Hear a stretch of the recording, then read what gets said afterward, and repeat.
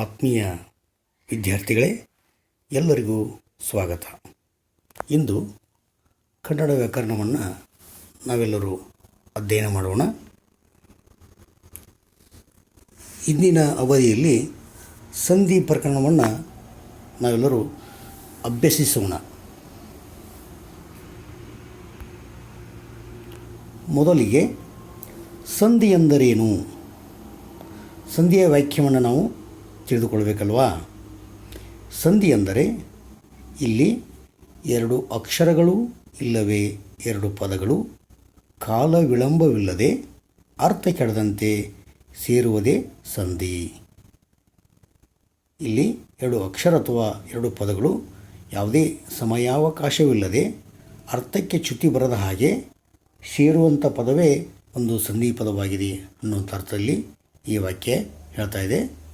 ನಾವು ಉದಾಹರಣೆಯನ್ನು ನೋಡಲಾಗಿ ಇಲ್ಲಿ ಹೊಸ ಅದಿ ಕನ್ನಡ, ಹೊಸಗನ್ನಡ. ಅದೇ ರೀತಿ ಸಿಂಹ ಅದಿ ಆಸನ, ಸಿಂಹಾಸನ ಅನ್ನುವಂಥ ಇಲ್ಲಿ ಎರಡು ಉದಾಹರಣೆಗಳನ್ನು ನಾವು ನೋಡ್ತಾ ಇದ್ದೀವಿ. ಇಲ್ಲಿ ಮೊದಲ ಪದ ಪೂರ್ವ ಪದವಾದರೆ ಎರಡನೆಯ ಪದ ಉತ್ತರ ಪದವಾಗಿದೆ. ಮೂರನೇ ಪದ ಸಂಧಿ ಪದವಾಗಿದೆ. ಹೊಸ ಮತ್ತು ಕನ್ನಡ ಇದು ಪೂರ್ವ ಪದ, ಮತ್ತೊಂದು ಉತ್ತರ ಪದ. ಈ ಎರಡೂ ಪದಗಳು ಕಾಲ ವಿಳಂಬವಿಲ್ಲದೆ ಯಾವುದೇ ಅರ್ಥಕ್ಕೆ ಚ್ಯುತಿ ಬರದ ಹಾಗೆ ಕೂಡಿ ಆದಂಥ ಪದವೇ ಹೊಸಗನ್ನಡ ಪದ, ಅದು ಸಂಧಿ ಪದ. ಅದೇ ರೀತಿ ಸಿಂಹಾದಿಕಾಸನ, ಸಿಂಹಾಸನ, ಇಲ್ಲಿ ಸಹ ಯಾವುದೇ ಸಮಯಾವಕಾಶವನ್ನು ತೆಗೆದುಕೊಳ್ಳದೆ ಆ ಎರಡೂ ಪದಗಳು ಅರ್ಥಕ್ಕನುಸಾರಿಯಾಗಿ ಸೇರಿ ಸಂಧಿ ಪದವಾಗಿದೆ. ಇಲ್ಲಿ ಸಂಧಿಗಳಲ್ಲಿ ನಾವು ಪ್ರಕಾರಗಳನ್ನು ನೋಡಲಾಗಿ ನಾವು ಇಲ್ಲಿ ಎರಡು ವಿಧಗಳನ್ನಾಗಿ ಕಾಣ್ತಾ ಇದ್ದೀವಿ. ಮೊದಲನೆಯದು ಕನ್ನಡ ಸಂಧಿ, ಎರಡನೆಯದು ಸಂಸ್ಕೃತ ಸಂಧಿ. ಕನ್ನಡ ಸಂಧಿ ಎಂದರೆ ಇಲ್ಲಿ ಕೊಟ್ಟಿರುವಂಥ ಎರಡೂ ಪದಗಳು ಪೂರ್ವೋತ್ತರ ಪದಗಳೆರಡೂ ಕನ್ನಡ ಪದಗಳಾಗಿರುತ್ತವೆ. ನಾವಿಲ್ಲಿ ಉದಾಹರಣೆಯನ್ನು ನೋಡಲಾಗಿ ಎಳೆ ಅದಿ ಕರು, ಎಳೆಗರು. ಇಲ್ಲಿರುವಂಥ ಎರಡೂ ಪದಗಳು ಸಹ ಕನ್ನಡ ಪದಗಳು. ಹಾಗಾಗಿ ಪೂರ್ವ ಮತ್ತು ಉತ್ತರ ಪದಗಳು ಆ ಎರಡೂ ಪದಗಳು ಕನ್ನಡ ಪದಗಳಾಗಿದ್ದರೆ ಆ ಒಂದು ಸಂಧಿಯನ್ನು ನಾವು ಕನ್ನಡ ಸಂಧಿ ಎಂದು ಕರೆಯುತ್ತೇವೆ.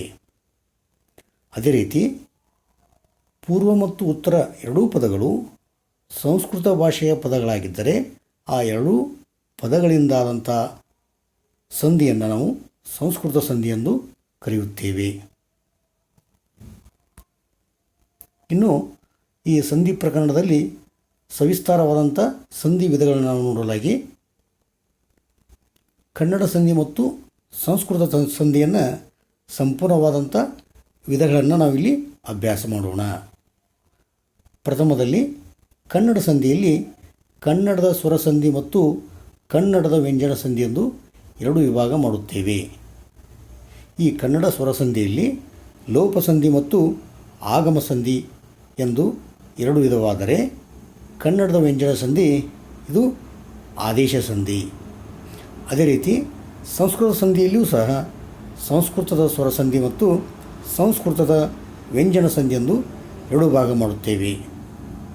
ಆ ಒಂದು ಸಂಸ್ಕೃತ ಸ್ವರ ಸಂಧಿಯಲ್ಲಿ ಮತ್ತೆ 4 ವಿಧಗಳನ್ನು ನಾವು ಕಾಣ್ತಾ ಇದ್ದೀವಿ. ಒಂದನೆಯದು ಸವರ್ಣ ದೀರ್ಘ ಸಂಧಿ, ಎರಡನೆಯದು ಗುಣಸಂಧಿ, 3 ವೃದ್ಧಿ ಸಂಧಿ, 4 ಎಣ್ ಸಂಧಿ. ಇನ್ನು ಸಂಸ್ಕೃತದ ವ್ಯಂಜನ ಸಂಧಿಯನ್ನು ನಾವು ನೋಡಲಾಗಿ ಜಸ್ತ್ವ ಸಂಧಿ, ಚುತ್ವ ಸಂಧಿ, ಅನುನಾಸಿಕ ಸಂಧಿ, ಈ ರೀತಿಯಾಗಿ ನಾವು ಸಂಧಿಗಳಲ್ಲಿ ಪ್ರಕಾರಗಳನ್ನು ನೋಡ್ತಾ ಇದ್ದೀವಿ. ಇನ್ನು ಕನ್ನಡದ ಮೊದಲ ಸಂಧಿ ಇಂದಿನ ಅವಧಿಯಲ್ಲಿ ಇದನ್ನು ನಾವು ಇವತ್ತು ಅಧ್ಯಯನ ಮಾಡೋಣ. ಲೋಪ ಸಂಧಿ. ಲೋಪ ಎಂದರೆ ಬಿಟ್ಟು ಹೋಗೋದು ಎಂದರ್ಥ ಅಥವಾ ಕಳೆದು ಹೋಗುವುದು ಎಂದರ್ಥ. ಇಲ್ಲಿ ಲೋಪ ಸಂಧಿಯ ವಾಕ್ಯವನ್ನು ನಾವು ನೋಡಿದಾಗ ಸ್ವರದ ಮುಂದೆ ಸ್ವರವು ಬಂದು ಸಂಧಿಯಾಗುವಾಗ ಪೂರ್ವ ಪದದ ಕೊನೆಯ ಅಕ್ಷರದ ಸ್ವರವು ಅರ್ಥ ಕೆಡದಂತೆ ಲೋಪವಾದರೆ ಅದನ್ನು ಲೋಪಸಂಧಿ ಎಂದು ಕರೆಯುತ್ತಾರೆ. ಇಲ್ಲಿ ಪೂರ್ವ ಮತ್ತು ಉತ್ತರ ಪದಗಳಲ್ಲಿ ಕೂಡಿರುವಂಥ ಒಂದು ಜಾಗದಲ್ಲಿ ಎರಡೂ ಸ್ವರಗಳು ಬಂದು ಹಾಗಾಗಿ ಸಂಧಿಯಾಗುವಾಗ ಪೂರ್ವಪದದ ಕೊನೆಯ ಅಕ್ಷರದ ಸ್ವರ ಲೋಪವಾದರೆ ಅದನ್ನು ನಾವು ಲೋಪ ಸಂಧಿ ಅಂತ ಕರಿತಾ ಇದ್ದೀವಿ. ಇದನ್ನು ನಾವು ಉದಾಹರಣೆ ಮೂಲಕ ನೋಡಲಾಗಿ ಇಲ್ಲಿ ಮಾತು ಅಧಿಕ ಇಲ್ಲ, ಮಾತಿಲ್ಲ. ಮಾತು ಇದು ಪೂರ್ವಪದ, ಇಲ್ಲ ಅನ್ನುವಂಥದ್ದು ಉತ್ತರ ಪದವಾಗಿದೆ. ಮಾತು ಈ ಎಂಬ ಪದದಲ್ಲಿ ಕೊನೆಯ ಸ್ವರ ಉ, ಅದೇ ರೀತಿ ಈ ಅನ್ನುವಂಥ ಸ್ವರದ ಮುಂದೆ ಬಂದಿದೆ.